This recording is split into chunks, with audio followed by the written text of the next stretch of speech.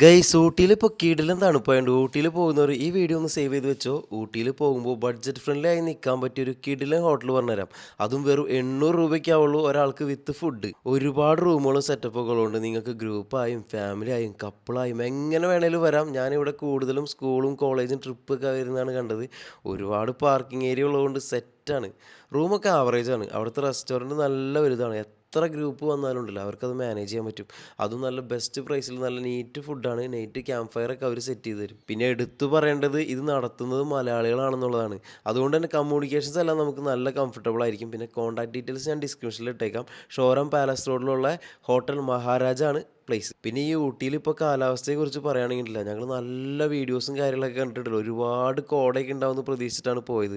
എന്നാൽ നല്ല തണുപ്പായിരുന്നു. തണുപ്പെന്ന് പറഞ്ഞാൽ നല്ല അടിപൊളി തണുപ്പായിരുന്നു. 7 ഡിഗ്രി ഒക്കെ ആയിരുന്നു. ബട്ട് കോടമഞ്ഞും കാര്യങ്ങളൊന്നും കണ്ടില്ല കേട്ടോ. നല്ല തണുപ്പുണ്ടെങ്കിലും കോടയില്ലാത്തതിൻ്റെ ഒരു വിഷമം ഞങ്ങൾക്ക് ഉണ്ടായിരുന്നു. പിന്നെ ഈ ഒരു മഞ്ഞും തണുപ്പൊക്കെ കാരണം നമുക്ക് മാത്രമല്ല നമ്മുടെ വണ്ടിക്ക് വരെ പനി പിടിച്ചു. ഞങ്ങൾ സൺഡേ വെളുപ്പിനാണ് അവിടെ നിന്ന് എത്തിയത്. വണ്ടിയിൽ നിന്ന് പുറത്തിറങ്ങാൻ പറ്റാത്ത തണുപ്പായിരുന്നു. പിന്നെ മോർണിംഗ് ഒരു ഫ്രഷപ്പ് റൂം എടുത്ത് എല്ലാവരും ഫ്രഷായി. അതിന് ശേഷം 11 മണിക്കാണ് നമുക്ക് റൂം കിട്ടിയത്. മോർണിംഗ് 11-നാണ് check in. Next day check out വരുന്നതും 11 മണിക്ക് തന്നെയാണ്. ഇടയ്ക്ക് വണ്ടിക്ക് പണി കിട്ടിയതുകൊണ്ട് ഒരുപാടൊന്നും കറങ്ങാൻ പോകാൻ പറ്റില്ല. എന്നാലും പോയ സ്ഥലങ്ങളൊക്കെ അടിപൊളിയായിരുന്നു. വഴികളും കാഴ്ചകളും എല്ലാം സൂപ്പർ. ക്ലൈമറ്റ് പിന്നെ പറയാൻ വേണ്ട. പിന്നെ ഊട്ടിക്ക് പോകുമ്പോൾ ഒരു കാര്യം മറക്കണ്ട, ഓൺലൈനിൽ ഇ പാസ് എടുക്കാൻ മറക്കണ്ട കേട്ടോ.